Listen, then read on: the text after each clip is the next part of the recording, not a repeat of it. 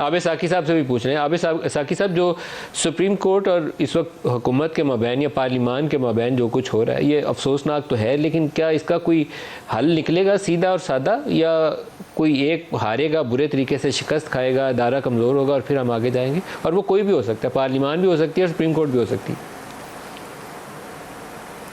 دیکھیں ملک صاحب, اصل میں پرابلم یہ ہے کہ ہم اس وقت, ہمارا ٹیمپریچر جو ہے بہت ہائی ہے. ہماری نفرتیں اور تعصبات اتنے بڑھ چکے ہیں, ذاتی دشمنیاں اتنی پروان چڑھ چکی ہیں کہ جو ایک پولیٹیکل ایٹماسفیئر ہوتا ہے, پولیٹیکل نیگوشیٹڈ سیٹلمنٹ کی جو ایک روایت ہوتی ہے جمہوری معاشروں میں, وہ میرا خیال ہے مسدود ہو کے رہ گئی ہے. یہ ایک پرائمری ایشو ہے. اور اس کے محرکات ظاہر ہے, آپ اگر تھوڑا سا تاریخ پہ دیکھیں تو اس کے محرکات ہیں کہ یہاں جمہوریت کو کیسے چلنے دیا گیا, مارشل لاؤں, کنٹرول ڈیموکریسیز اور ایک ڈیپ سٹیٹ کے زیر اثر چیزوں کو مینوفیکچر کر کے چلایا جاتا رہا ایک ایڈ ہاکزم کی بنیاد پر.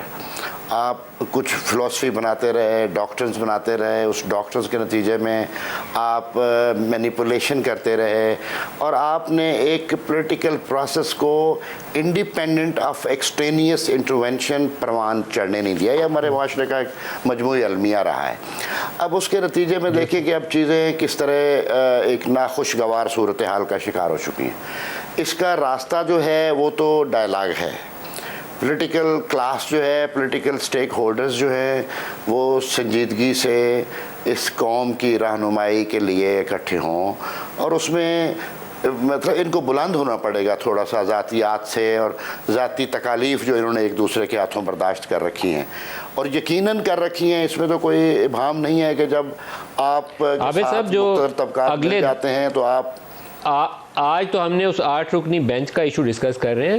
کل دوسرا معاملہ ہے جس میں الیکشنز کی فنڈنگ والا کیس ہے, اور اس کے اندر جو پہلے آبزرویشنز آ چکی ہیں اس کی روشنی میں پرائم منسٹر کو کانٹیمپٹ کا سامنا ممکنہ طور پر کرنا پڑ سکتا ہے. کل والے روز 14 کو ہی اس کا کیس ہے. تو یہ ایک سامنے آمنے کھڑے ایسے لگتا ہے کہ دو فریق ہیں اور کوئی باکسنگ میچ ہو رہا ہے. یہ ہمارے دو بڑے اسٹیٹ کے آرگنز ہیں جو پورا ملک چلاتے ہیں. اگر ان کو کچھ ہوتا ہے تو پورے پاکستان کا نقصان ہے. اب کل کیا بنے گا اور پھر 2 تک کیا ہوگا؟ اس کی اب اسی بات کو میں تھوڑا سا آگے لے کے چلنا چاہ رہا تھا کہ دیکھیں یہ we are living in a very turbulent period. اب اس میں ایک تو طریقہ یہ ہے کہ پولیٹیکل میچورٹی کا ثبوت دیں پولیٹیکل کلاسز, پولیٹیکل پارٹیز, وہ مل بیٹھ کے کوئی ڈیسیژن کریں اور چیزوں کو سیٹل ڈاؤن کر لیں. دوسرا طریقہ یہ ہے کہ دیکھیں جب تک ایک وفاقی پارلیمانی نظام حکومت ایک تحریری آئین کے ذریعے اس ملک میں موجود ہے تو اس میں تمام اداروں کا کردار متعین ہے. ہم یہ کہتے ہیں کہ پارلیمنٹ سپریم ہے. یار پارلیمنٹ سپریم نہیں ہے, کانسٹیٹیوشن سپریم ہے. اس لیے کہ کانسٹیٹیوشن نے عدلیہ, مقننہ اور انتظامیہ کے جو اختیارات ہیں ان کا ایک واضح تعین کر رکھا ہے, جس کو ہم ٹرائیکاٹمی آف پاور کا پرنسپل کہتے ہیں, جو آئین نے دیا ہے کہ یہ ایک سے طرفہ سے رخی ایک نظام ہے جس کے اندر اپنے اپنے آربٹ میں اور اپنے اپنے ایٹماسفیئر میں اپنے اپنے سرکل میں تمام ادارے کام کریں گے. اگر تو ہم نے آئین کے مطابق کام کرنا ہے تو پارلیمنٹ کا پھر اپنا ایک لمیٹڈ ڈیفائنڈ رول ہے, اور اسی طرح جوڈیشری کا ایک اپنا ڈیفائنڈ رول ہے, اسی طرح ایگزیکٹو کا ایک اپنا ڈیفائنڈ رول ہے. اب جب ہم اوور لیپنگ کی, چونکہ ہماری ہسٹری ہے, آپ نے اس وقت میری بات کاٹ دی تھی, میں یہ کہنا یہ چاہ رہا ہوں کہ کوئی وقت آئے اور پارلیمنٹ جو ہے وہ ڈیپ سٹیٹ کے ساتھ مل کر سپریم کورٹ کو انڈرمائن کرے, اور دوسرا وقت آئے تو ڈیپ سٹیٹ جوڈیشری کے ساتھ مل کر پارلیمنٹ کو انڈرمائن کرے. یہ ایک ہمارا پروسیس ہے سارا تاریخ کا کہ یہ بیسیکلی اسٹیبلشمنٹ ہے. Judicial organ of the state is a part of the establishment and it has played the role according to the designs and desires of the establishment.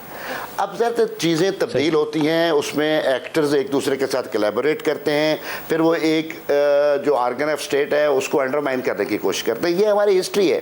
اب بھی یہ ہو رہا ہے کہ پارلیمنٹ جو ہے, دیکھیں پارلیمنٹ ہم تکریم کا قابل تکریم ادارہ ہے.